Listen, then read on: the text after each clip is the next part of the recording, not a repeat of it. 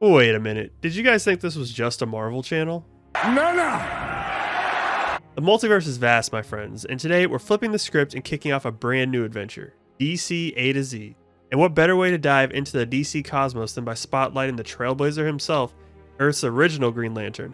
No, not Hal Jordan, not John Stewart, but the OG Alan Scott. We're not worthy! We're not worthy! We're not worthy! Born into the name Alan Ladd Wellington Scott, Jesus Christ, was born in the roaring 1910s, which also happened to be the golden age of trains.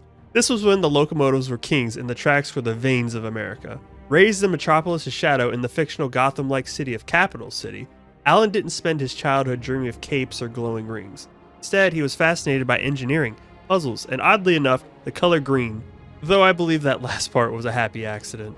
Alan grew up with grit, curiosity, and a bit of an independent streak. Translation, he was stubborn. He worked his way through college earning an engineering degree, becoming the sort of upstanding young man you'd want to build your railway bridge, but probably not attend your poker night. Little did he know his life would soon take a detour. Alan's big break came when he landed a job as a civil engineer helping construct a brand new railroad in Capital City. He was on the fast track, pun intended, to success. His keen eye for detail and sharp mind made him a favorite among his peers, but as we know in the world of comics, things rarely go smoothly for ambitious young men with a bright future. In the obscure mountains of China, a mysterious green meteorite had crash landed centuries earlier, and by the 1930s, a fragment of it made its way into the possession of a villainous mogul. Because of course it did. That fragment, forged into a lantern, would soon become the keystone in Alan's fate. One fateful night during a routine train test on Capital City's new line, a saboteur planted explosives on the bridge that Alan designed. The train derailed, crashing into the river below. Among the wreckage, it was Alan who discovered the glowing Green Lantern. While Alan was suffering from survivor's guilt, the lantern's mysterious energy reached out to him. It whispered promises of power and destiny. It was at this moment that Alan Scott became Earth's first Green Lantern. In case you aren't aware what a Green Lantern could do, I'll summarize his powers.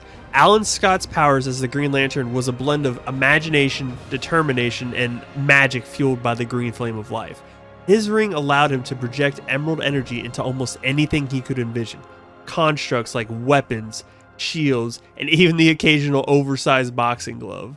With his ring, Alan could take to the skies and fly, manipulate light to conceal himself or disorient foes. He could also channel its energy for remarkable strength and durability. He could even heal himself and others.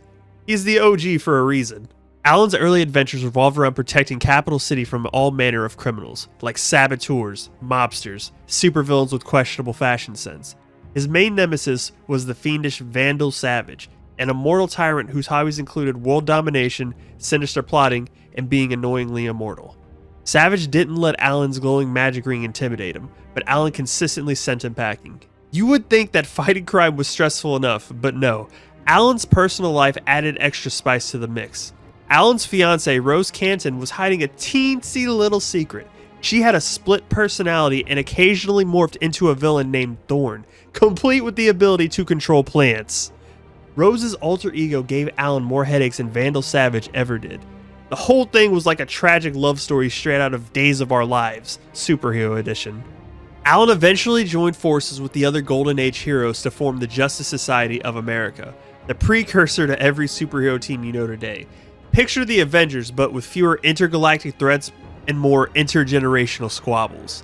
Alan brought his unique charm to the team, which roughly translated to, "I'll go it alone, but thanks for the help, guys." You think Superman had it bad, well, get a load of this. Alan's ring didn't play by normal superhero rules. Instead of being fueled by willpower like Hal Jordan's ring, Alan's power came from his own sheer determination, and a touch of magic. Unfortunately, the ring had one absurd flaw. It didn't work against wood. Yes, wood. Forget kryptonite. Alan's weakness is something that's easily accessible to almost anyone he faces. That's gotta be a pain in the ass. Alan Scott's story is one of brilliance and resilience, but it's also one that was overshadowed as the superhero world evolved. As Earth's first Green Lantern, he carried the weight of defining heroism for an entire generation. His adventures stood as a testament to courage, cleverness, and an unwavering belief in doing what's right. But as the Silver Age brought a new wave of Green Lanterns such as Hal Jordan, Alan's unique legacy started to fade in the emerald glow of his successors. Overshadowed but never forgotten, Alan remained a cornerstone of the Golden Age. His stories reminding readers of a time when heroism was simpler but no less meaningful. He may not have patrolled the cosmos or battled intergalactic threats, but his tales are grounded in humanity, perseverance, and the magic of believing in oneself. In many ways, Alan's legacy is richer for staying rooted in these values, carving out a lane that's entirely his own.